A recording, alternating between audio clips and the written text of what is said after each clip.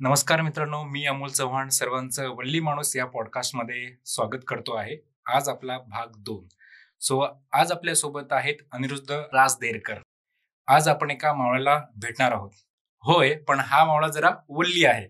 अनिरुद्ध राजदेरकर असे या मावळ्याचं नाव आहे. मावळा म्हटल्यानंतर साहजिकच समोर येतं शिवाजी महाराजांचं नाव. कारण शिवाजी महाराज या एकाच नावात असंख्य स्वराज्याच्या याच मावळ्यांनी शिवविचार आपल्या कृतीतून पोहोचवला. राजदेरेकर या आधुनिक युगातले मावळा आहेत, कारण तेही हाच शिवविचार मावळा द बोर्ड गेमच्या माध्यमातून पोहोचवत आहेत. उद्याच्या तरुणाला खेळता खेळता शिवाजी महाराज कळावेत, कोणत्याही प्रसंगाला सामोरं जाण्याची कृती कळावी, अनुभव आलेल्या चढ उतार समजून सांगितलेल्या स्वराज्यातना आपल्या आयुष्याचं भव्य असं स्वराज्य उभं करण्याची प्रेरणा प्रत्येक मुलाला मिळावी, या भावनेतून हा प्रवास सुरू झाला. सुरुवातीपासूनच या प्रवासात एक एक गड जिंकलाय, सुरुवात केली आहे. त्यातला महत्वाचा टप्पा होता 2021 मध्ये या गेमना भारत सरकारच्या टॉयकेथॉन 2021 या स्पर्धेत मानाचं स्थान प्राप्त केलं. हा आज मावळा द बोर्ड गेम घराघरात पोहोचलेला आहे. शिवछत्रपतींसह स्वराज्याचे 21 शिलेदार आणि त्यांचं कर्तृत्व खेळण्याच्या माध्यमातून या मुलांमध्ये नुसतं पोहोचतच नाही, तर खऱ्या अर्थानं रुजतंय देखील. आपल्या मुलांचे सुपर हिरो आपल्या मातीतले शूरवीर योद्धे का असू नयेत, हा एकाच प्रश्नानं त्यांना झपाटून टाकलं. आणि त्यातून साकार झालेल्या मावळा या खेळण्याचा प्रवास रोज नवीन नवीन खेळण्याची भर पडत आहे. लक्ष द्या, अनिरुद्ध राजदेरकरांनी केलेला हा विचार आजपर्यंत कुणीही केला नव्हता का? हेच त्यांचं वल्लीपण. या वल्लीपणातूनच मावळा द बोर्ड गेम हा स्टार्टअप सुरू झाला. त्या प्रवासाची आपण कहाणी ऐकणारच आहोत. पण स्टार्टअप सुरू करताना महाराज आपल्याला कशा पद्धतीने मार्गदर्शक ठरू शकतात, हे आपण त्यांच्यातनं आज समजून घेणार आहोत. तर Anirudh, welcome. Thank you so much. फार फार आभारी आहे मी. थँक्यू. कसा वाटला आजचा हा टॉपिक, याबद्दल मला खरंच जाणून घ्यायचं आहे. मला आपलं बोलणं आठवतंय की बोलायचं ठरलं आणि कशावरती बोलावं असं तुम्ही म्हटल्यानंतर ज्यावेळी तुमच्याकडून स्टार्टअप आणि स्वराज्य एक एंटरप्राइज म्हणून बघायचं असं ठरलं, तेव्हापासूनच मला खूप अंतर्मुख व्हायला झालं की मी विचार करत राहिलो की ह्याच्यावरती किती गोष्टी बोलण्यासारख्या आहेत. आम्हाला आमच्या प्रवासात तर जाणवतच खूप वेळा की शिवछत्रपतींचा एक स्टार्टअपच कसा होता, ज्याचा आता आज जी आपण बघतोय ती एक काय लिस्टेड कंपनी म्हणता येईल. पण त्या प्रवासाला तसं पाहणं हे खूप एक्साइटिंग असणार आहे. मी स्वतः खूप उत्सुक आहे की आपण कोणकोणत्या विषयांना शिवून जाणार आहोत त्याबद्दल. बरं, आता आपण सुरुवात करू. द मावळा ह्या बोर्ड गेमची संकल्पना किंवा या विषयावरती आपण जायचं, याचा काही इतिहास किंवा कशा प्रकारे तुमच्या मनात हा विचार आला की आपण या माध्यमातून आपल्याला छत्रपती शिवाजी महाराजांचे विचार लोकांपर्यंत पोहोचवायचे आहेत? राईट. अमोलजी, आपल्याला कायमच नॉर्मल आयुष्य जे आपण जगत असतो त्यात खूप दिसत असतं की या गोष्टींवरती सुधारणा व्हायला हवी. मग अगदी रस्त्यावरचा खड्डा सुद्धा तुम्ही उतरून स्वतः रिपेअर करू शकता, पण यू थिंक की कोणीतरी करेल. असे अनेक सामाजिक प्रश्न असतात, कुणीतरी काहीतरी करायला पाहिजे असं वाटणार आहे.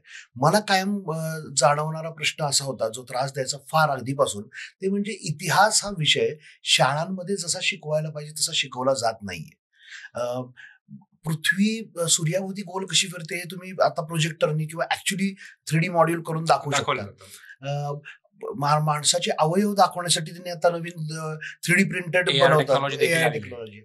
इतिहास प्रेरणादायी पद्धतीने कसा शिकवणार? इतिहास मुळात शिकवलाच खूप कमी जातो. जो जातो तो मुलांना विलन वाटेल असा विषय बनतो.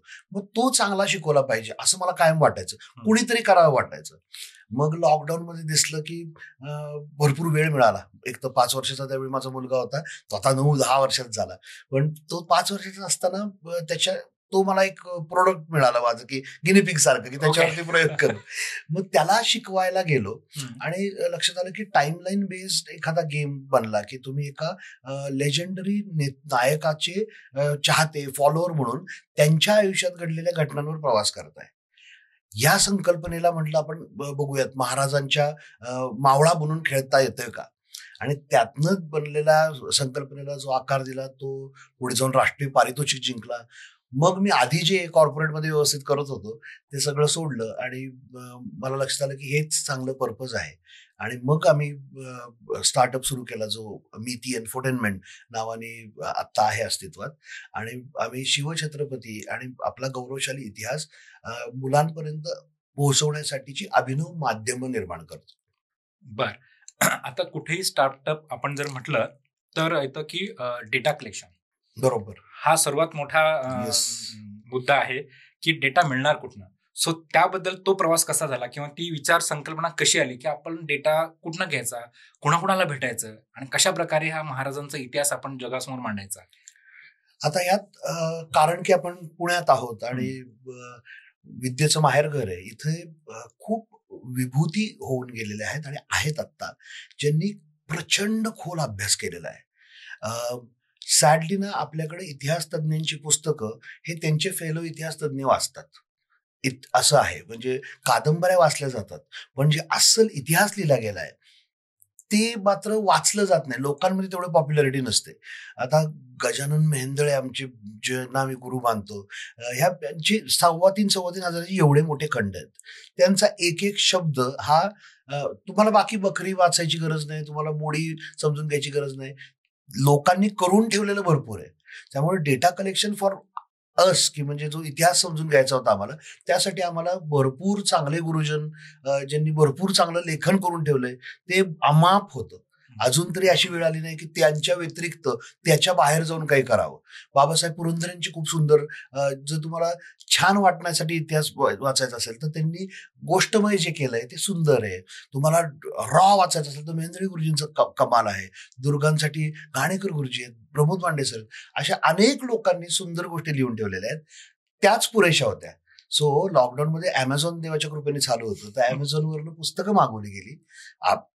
मी कन्फेस करतो तुमच्याकडे की 3-4 वर्षांपूर्वी आज मला समजा एक थेंब शिवछत्रपती माहिती असतील तर मी शुष्क होतो. सर्वसामान्य माणसाला जेवढे महाराज माहिती आहेत, 1-2-3 बेसिक गोष्टी आपल्याला ज्या ओघाने कळतात, तसं पाहायला गेलं तर तुम्ही आणि मी शिवछत्रपतींचा अभ्यास कधी केलाय?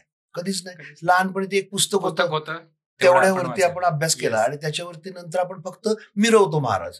मग 19 फेब्रुवारी स्टेटस ठेवायचा, एखादं व्हॉट्सअप फॉरवर्ड येतं ते वाचायचं, ते अजून 4 लोकांना फॉरवर्ड करायचं, एवढंच आपलं. म्हणजे बसून काय श्रीमान योगी वाचला असेल, कादंबरी येते. सो त्यातनं महाराज कळणं इज रिलेटिव्हली डिफिकल्ट किंवा चॅलेंजिंग. माझी तेवढीच निर्जळी होती, त्यापेक्षा जास्त काही नव्हतं.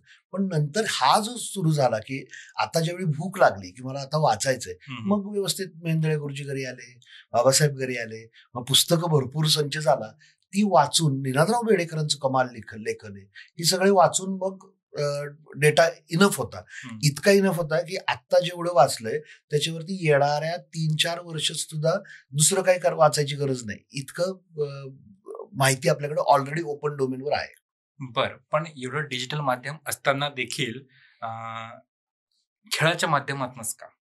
ब्रिलियंट. हा पण खूप चांगला प्रश्न आहे. आपण ना खेळांकडे नीट पाहत नाही किंवा खेळांना ती व्हॅल्यू देत नाही जी ऍक्च्युली द्यायला हवी. आपण मुलांनाच मुळात व्हॅल्यू फार देत नाही. आपण ज्या लोकांसाठी, म्हणजे तुम्ही जे करता ते का करता, पुढच्या पिढीसाठी, तुमच्या मुलामुलींसाठी आपण प्रत्येकजण आपापल्या अपत्यांसाठी करतोय. जेवढी धावपळ करतोय ती काही घेऊन तर जाणार नाही आहात. आणि असं असून सुद्धा आपण त्यांच्याकडेच दुर्लक्ष करतो. सॅडली त्यांना काय शिकवलं जातं, वी डोंट केअर. मुलांना खेळ हे माध्यम एक अभ्यास सांगतो बरं का, म्हणजे माझं काही क्रेडिट नाही. एक अभ्यास सांगतो, बुद्धी, मन आणि शरीर हे एकाच वेळी एकाग्र करण्याची क्षमता असलेलं माध्यम म्हणजे खेळ. म्हणूनच इफ यू रिमेंबर, तुम्ही जर लक्ष दिलं या गोष्टीकडे तर तुम्हाला जाणवेल की खेळता खेळता लक्षात राहिलेली गोष्ट तुम्ही अनलर्नच करू शकत नाही. म्हणजे कितीही झालं, तुम्ही सक्ती केली स्वतःवर तरी आपण विसरणार. बरोबर. थोडक्यात एक उदाहरण म्हणून की नवा व्यापार किंवा बिझनेस नावाचा खेळ खेळायचो. मला म्हातारीचं बूट किंवा चर्चगेटचं भाडं जास्त, मला हे काहीही, कधी मुंबईला गेलो नव्हतो ते आता काल परवापर्यंत, तरी मला का क्रॉफर्ड मार्केट माहितीये, का चर्चगेट माहितीये, कारण की मला माहितीये मी तो खेळ खेळताना ही नावं माझ्याचं बोलायला. सो खेळताना जे राहतं लक्षात, ते आयुष्यभर लक्षात राहतं. म्हणून खेळ हे उत्तम माध्यम आहे. अटेन्शन स्पॅन कमी होतोय. शिवचरित्र तुम्ही आम्ही एका बैठकीत वाचलं नाही, मुलं कुठून वाचणार आहेत? बरोबर. आणि पुस्तकं मी म्हटलं तशी इतकी ब्लॅक अँड व्हाईट आहेत की ते माध्यम खूप कष्टाने उतरवायला लागेल. मुलांकडे डिस्ट्रॅक्शनसाठी खूप आहे. खेळ रिलेटिव्हली इझियर मेथड आहे ज्यांनी मुलांपर्यंत पोहोचता येईल, म्हणून खेळ.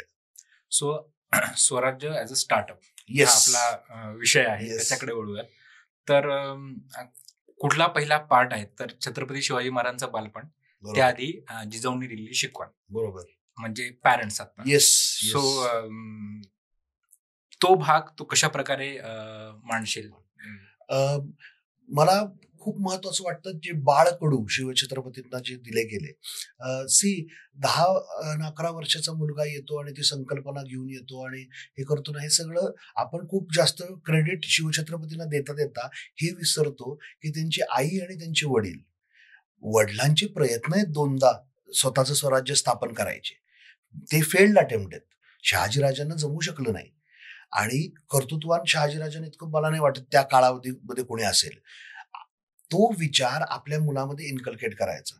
जिजाऊ साहेबांसारखं व्यक्तिमत्व असल्याचा महाराजांना झालेला फायदा शब्दात नाही मांडता येणार. मुळात ही जी फायर असायला लागते ना, फायर इन द बेली, की मला माझं करून दाखवायचं आहे आणि माझ्यासाठी नाही, सर्वसामान्यांसाठी करून दाखवायचं आहे. इनफ इज इनफ हा जो विचार आहे, की ती संकल्पनेचं बीज लहानपणी पेरलं जायला हवं. म्हणजे मला आज माहितीये की मी आता स्टार्टअप सुरू करून मला 4 वर्ष झाली, तोपर्यंत मी व्यवस्थित कॉर्पोरेट पेचेक टू पेचेक वाला माणूस होतो.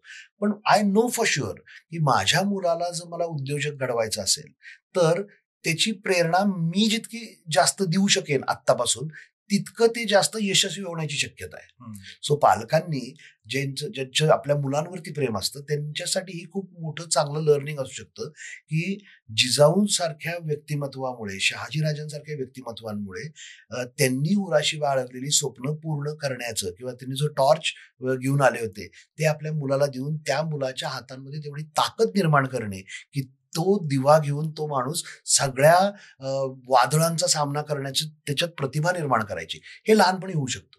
एकदा जो निबरपणा आला किंवा मग ते अवघड आहे. म्हणजे असं म्हटलं तरी चालेल की लहानपणीच त्या ज्या मडक्याला जो आकार द्यायचा असतो, त्याला मारायचं असतं, त्याला भाजायचं असतं, ठीक आहे, जेणेकरून ते भविष्याकरता तयार आहे.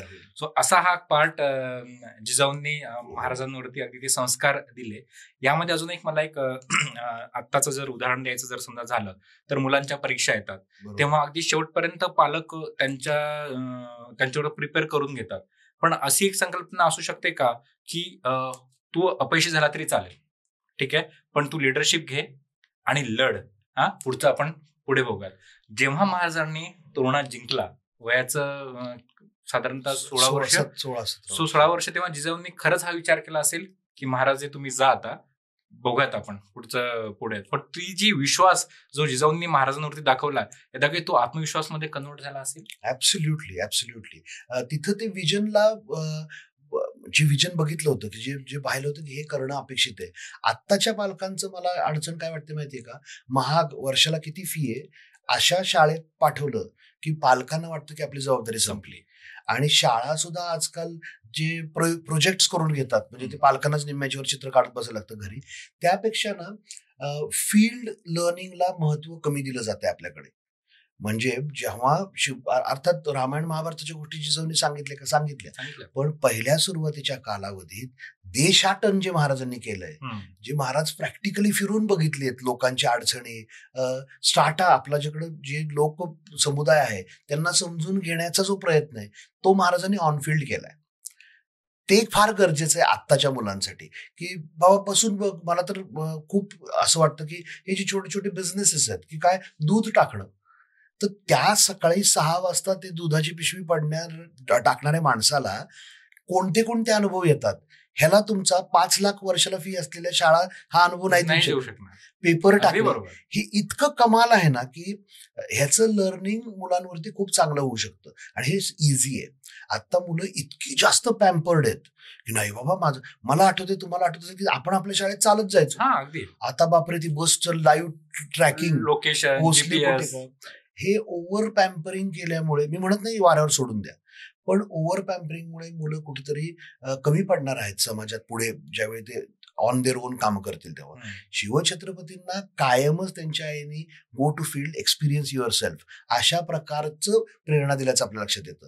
म्हणजे तोरणा किंवा प्रचंडगड जो महाराजांनी घेतला तेव्हा सुद्धा उद्या येणाऱ्या संकटांना सामोरं जायचं असेल तर स्ट्रॅटेजिकली तुम्हाला मोक्याची जागा हवी. ही दुर्ग दुर्लक्षित आहेत, तर हे आत्ता घेऊन सहज हातात येतील.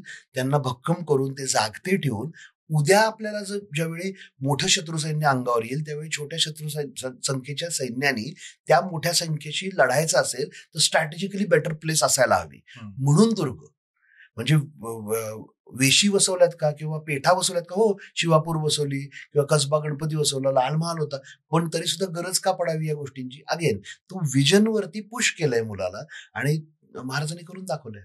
सो आता आपण असं डिसाईड करूयात की महाराज तोरणागडावरती स्वारी करणार आहेत. तो त्या आधीची असं म्हणत की रात्रीची मीटिंग काय झाली असेल? पूर्वतयारी ज्याला आपण म्हणतो इन टर्म्स ऑफ कॉर्पोरेट, की कशा प्रकारे आपल्याला एखादं प्रोडक्ट लॉन्च करायचं आहे किंवा एखादी कंपनी टेक ओव्हर करायची आहे. सो ते कसं आपण रिलेट करू शकतो in terms of business strategies? Brilliant आहे. आता तोरणा किंवा प्रचंडगड, मी सारखं प्रचंडगड म्हणायचं कारण हे की शिवछत्रपतींनी तोरणा घेऊन त्याचं नाव, म्हणजे महाराज कायम लॉजिकल नावं द्यायचा प्रयत्न करायचे. नावात काय आहे वगैरे फेल आहे सगळं. तुम्ही नावात बऱ्याच गोष्टी असतात. जो तोरण्याचं नाव महाराजांनी 3 किलोमीटर मोठा प्रचंड मोठा दुर्ग म्हणून त्याचं नाव प्रचंडगड केलं होतं. सो दुर्दैवाने आपल्याकडे अजून तोरणाच म्हणतात. ते स्वराज्याचं तोरण लावलं वगैरे वगैरे. That's not the right way, कारण की त्याच्या आधी राजगड बांधायला घेतला होता महाराजांनी. सो तोरणाच्या ऐवजी आपण प्रचंडगड म्हणूया, जे त्याचं महाराजांनी ठेवलेलं नाव आहे. प्रचंडगड महाराजांनी घेतानाची कथा अशी आहे की मेंढपाळ बनून लोक गेली. आपले जे मावळे आहेत ते कॅमोफ्लॅज वापरला येतं की नको बाबा आपण डायरेक्ट जाऊन अटकते. एक तर त्या दुर्गावर फार जागता दुर्ग नव्हता, काय 4-5 टाळकी असतील तेवढीच.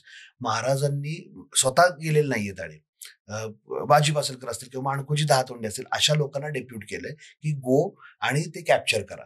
तो ठाणं जिंकल्यासारखा आहे. ज्यावेळी तोरणा किंवा लोहगड हे स्वराज्यात आणण्याचे जे आपले मिशन्स आहेत ते छापा मारून आता हे आपल्याकडे आलं पाहिजे. आता कॉर्पोरेटच्या साठी बघण्यासाठी काय विचार केला पाहिजे तर लेट्स से कुठल्याही एंटरप्राइजला असा विचार करूयात की येणाऱ्या काळात त्यांचे आउटलेट्स कुठं असायला हवेत.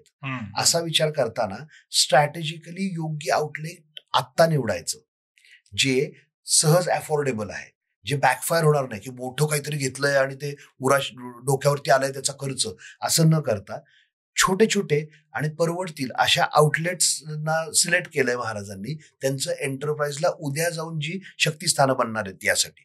असं बघितलं तर त्याचा खूप चांगला रिलेव्हन्स सापडेल. कॉर्पोरेट मीटिंग म्हटलं तर तुम्ही असं बघा की निवडतानाच अशी ठाणी निवडलीत की ज्याचं बॅकलॅश आपल्यावरती अंगावर येणार नाही. म्हणजे ही आदिलशाही सुभा आहे सगळा.